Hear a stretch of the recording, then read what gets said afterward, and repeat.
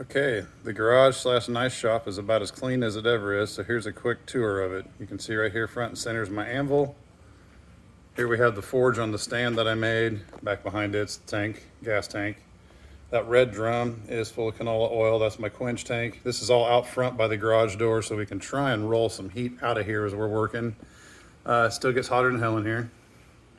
Here is Shorty the press that Jody and I made. That's a 20-ton log splitter that's been recombobulated to run off a 220 electric motor and smash stuff.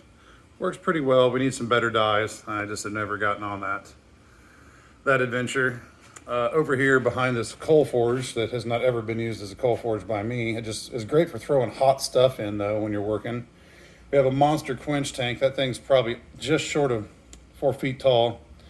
Never used it, but I've got it when I need it. Garage sale toaster oven has worked real well for me for tempering metal after quenching. Over here's a workbench. It's a little bit of a disarray, but big vise, that's certainly handy all the time, especially when I get into twisting metal. Angle grinder, use it a lot. Always switching back and forth between cutoff wheel, flap disc. I could totally see just having 2 angle grinders with the appropriate disc on them for sure. Miscellaneous storage, different metal, different stuff.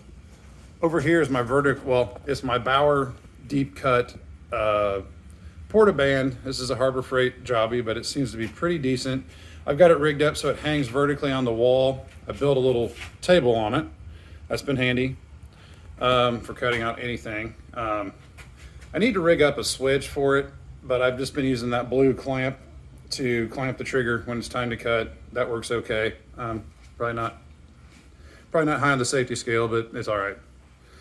More lousy storage. Here you can see back here on the workbench where my grinder and my drill press is. I built a loft just to get more of my crap up off the ground and out of my way. There's some materials and just general stuff. There's 2 chainsaws up there, whatever.